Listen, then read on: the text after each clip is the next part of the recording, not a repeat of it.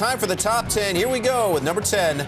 Best Buy jumping 16%. Samsung plans to staff mini stores at Best Buy's U.S. locations, trying to showcase how its tablets, smartphones, and televisions all work together. It's a push on Samsung's end to compete with Apple for the U.S. consumer. Well, speaking of the U.S. consumer, number 9 is Lululemon, up almost 2%. An analyst at RBC Capital lowering his rating on the yoga wear maker to sector perform from outperform. The downgrade coming just a day after Lululemon announced its chief product officer is stepping down. A casualty of the transparent pants situation. Number 8, Panera Bread shares are up over 3%. That stock actually hitting an all-time high intraday as Goldman Sachs raised its rating to buy from neutral. The firm cited Panera's improving margins, growing numbers of stores, and solid sales. Let's talk about Teradata, down 7% today. Morgan Stanley removing the database management stock from the best ideas list, also cutting its 2013 revenue and earnings estimates. The analyst cites growth deceleration. That's a curious choice of words, isn't it? Growth deceleration for business analytics and vendors. All right, number 6 is Brinker International, up about 2%. This is the parent company of Chili's and Macaroni Grill. It got an upgrade to outperform from market perform at Raymond James. The firm is citing falling prices for ingredients and a return to more normal consumer demand levels in recent weeks. At number 5, we've got Carnival. It's down over 1%. BAE Systems said one of its employees is missing from its shipyard where high winds blew Carnival's Triumph cruiser liner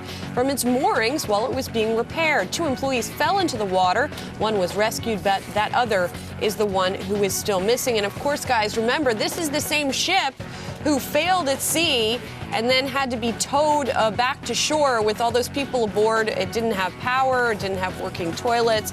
So this is just the latest problem for Carnival. Yeah, it's an absolute disaster. I was down there in Mobile, Alabama. As a matter of fact, our cameraman shot these images when the ship was in Mobile, and it's just absolutely amazing. No one can understand what's happening, and no one down there is willing to talk about it. It's a giant mystery. You see that behind fencing. It's very difficult to get close to the ship. It's shrouded in mystery at this point. So if you didn't want to take a cruise anyway, probably not going to want to on these types of headlines. Exactly right. All right, Greenbrier shares up, what, about, where are they now? Oh, not up at all. They are down 4%. Despite the railcar maker's second quarter EPS topping estimates, Greenbrier says it's maintaining its full-year forecast and is planning to free up $100 million of capital by selling underperforming operations. Number 3 is Microsoft. Shares down slightly for Microsoft. Bank of America cut its rating on the stock. Well, look, they're just about up now to neutral for the first time since 2008. And the firm cited Windows 8 slowing momentum for the loss of optimism there from analysts. And number 2 is General Motors. Let's bring it back to this North Korea situation. CEO Dan Akerson said that the company is making backup arrangements for its operations in South Korea as tensions with North Korea heighten. Akerson said GM will consider moving work as part of its long-term plan if the situation escalates in that region.